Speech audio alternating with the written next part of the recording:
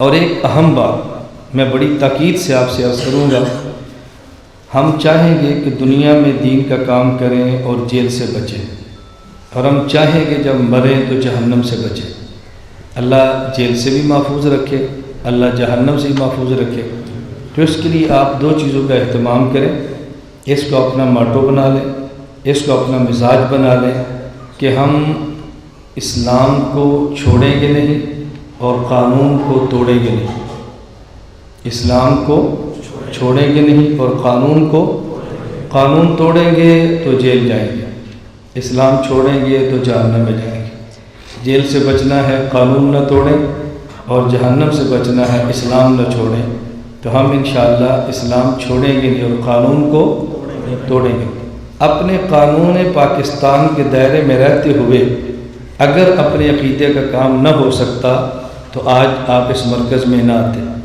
اس مرکز میں آپ کا آنا اور میری ماضی جن کے علم میں ہے وہ سمجھتے ہیں کتنا مشکل کام تھا، لیکن الحمدللہ اللہ کا کرم ہے کہ پھر بھی کام جاری ہے۔ تو آپ اس کا اہتمام فرمائیں، اسلام کو چھوڑیں گے نہیں اور قانون کو توڑیں گے نہیں۔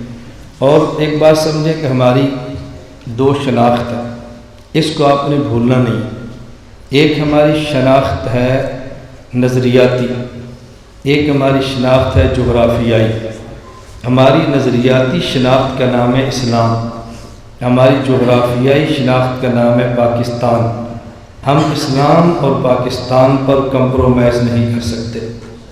جو اسلام کے خلاف وہ بھی ہمارے خلاف، اور جو پاکستان کے خلاف وہ بھی ہمارے خلاف۔ اسلام تباہ ہوتا ہے فرقہ واریت سے، اور پاکستان تباہ ہوتا ہے دہشت گردی سے۔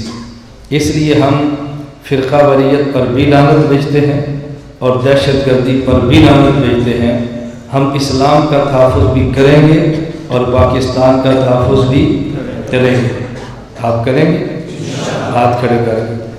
ہم اسلام کا تحفظ بھی بولیں، ہاتھ کھڑے رکھیں، اسلام کا تحفظ بھی کریں گے اور پاکستان کا تحفظ بھی۔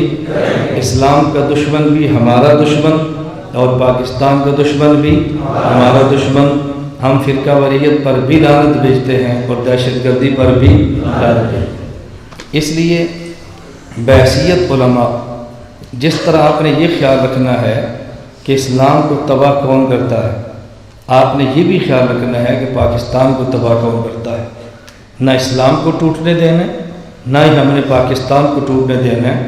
ہم اسلام کا تحفظ جان پہ کھیل کے کریں گے اور پاکستان کا تحفظ بھی ہم جان پہ کھیل کے کریں گے۔ یہ میری بات اچھی طرح سمجھیں، اللہ کرے میں آپ کو سمجھا سکوں۔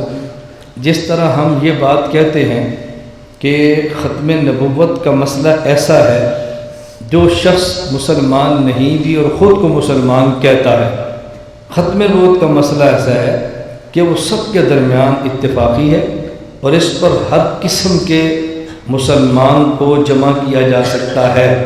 تو بالکل اسی طرح بحیثیت پاکستان ایک ایسا ایجنڈا ہے جس پر تمام مسالک، توجہ رکھنا، جس پر تمام مسالک، جس پر تمام جماعتیں، جس پر تمام ادارے، خواہ وہ ادارے مذہبی ہوں، خواہ وہ ادارے سرکاری ہوں، خواہ وہ فوج ہو، خواہ وہ پولیس ہو، خواہ وہ ایجنسیاں ہوں، خواہ علماء ہوں، خواہ وہ عدلیہ ہو، خواہ سیاستدان ہوں، سارے اس بات پر متفق ہیں کہ ہم نے پاکستان کا تحفظ کرنا ہے۔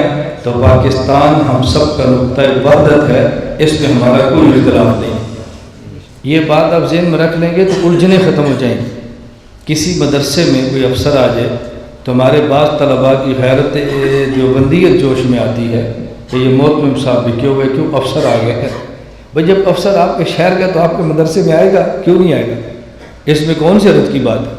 ہم نے اپنا مدرسہ اوپن رکھا ہوا ہے، جب چاہیں آئیں، جب چاہیں دیکھیں، جب چاہیں چیک کریں، اس میں کیا ہے؟ ہم کوئی چور تھوڑی ہیں کہ ہم ان باتوں سے جھجکتے پھریں۔